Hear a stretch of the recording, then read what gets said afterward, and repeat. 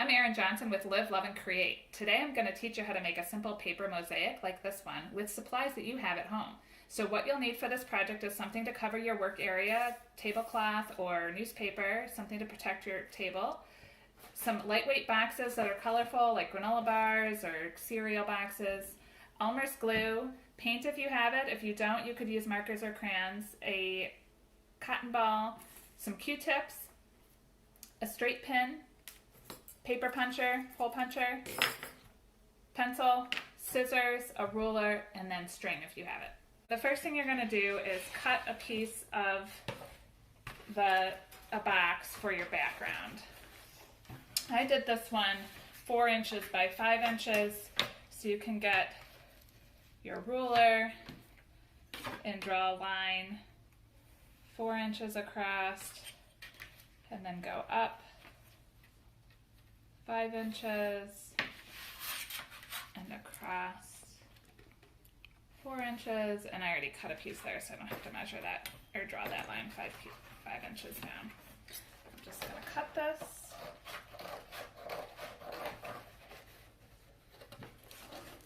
Definitely want to use big scissors, not the little kid scissors for this.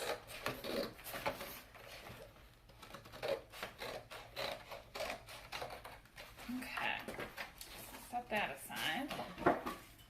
Next, I'm going to draw the Easter egg. So you can, and if you don't want to make an Easter egg, if you want to make a flower, a heart, or sunshine, some other simple shape, certainly feel free to do that. But I figured with Easter coming up, this was a fun one to do. So you can just kind of sketch out an egg shape on there with your pencil. And I did a couple of little kind of swoops in here like this to give it a little more interest.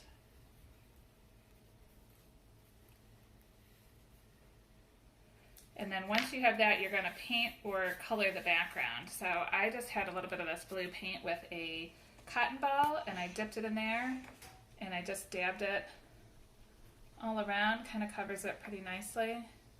It's okay to overlap the egg a little bit. You'll still be able to kind of see that shape.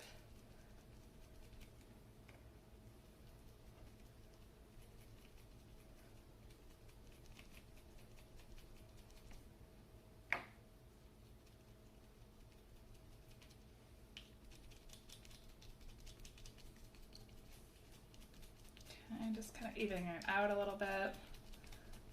That's pretty good coverage there. Okay, if you don't have paint, you can certainly use markers or crayons to kind of color in the background.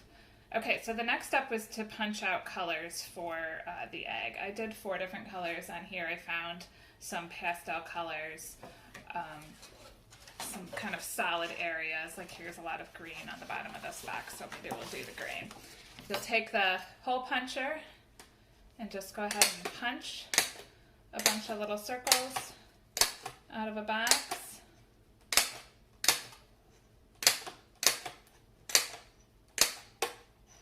And then if you get to the point where you can't punch anymore, you can kind of cut through the last row that you punched so that you can reach some more area to punch like that. Okay, so that should be at least enough to get us started. Got this nifty little thing that holds them in there for me, so I'm going to dump them out here. Okay, next you'll need some Elmer's glue. I just put a little bit onto this little lid here and a Q-tip, and you're just going to take some glue, and in this first area up here I'm going to spread it around. Just a nice even coat. You don't want big glops of paint, or glue, sorry, in the area where you're going to be putting the little circle punches. And if you have little fingers, you might not need to do this, but I find it easier to use a pin and kind of grab it, the little circle with the pin, and then just place it right there in the glue. So you're going to cover this whole little section with the green ones, like that.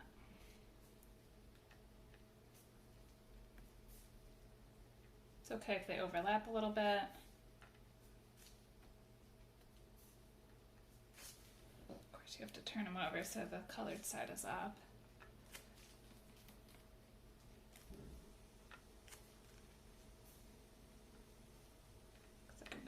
few more.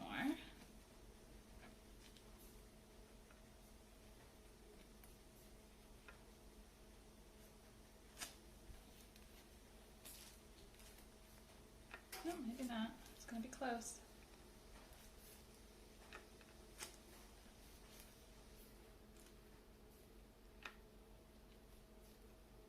One more. Let's see here.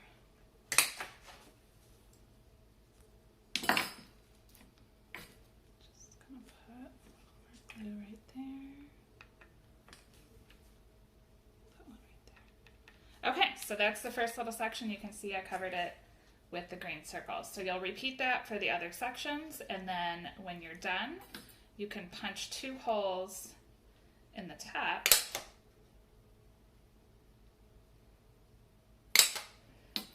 Cut a piece of string and tie it through there so that you can have a little handle for your decoration. So paper mosaics can be a lot of fun. This is a pretty simple one using things that you have at home, but to show you something a little bit more complex that I've done, this is on a canvas panel, and I use different size circles, and then I also cut the circles in half so that I had a crisp line along the edge. I chose not to do that here just to make it real simple. So this can be a lot of fun to make different shapes. And then here's a very complex one that I made a whole scene on the canvas. I used cardstock that I punched out, and it's on a canvas panel. So you can have a lot of fun making different designs with just simple paper cut out with punches, and I hope you enjoy this. Thank you.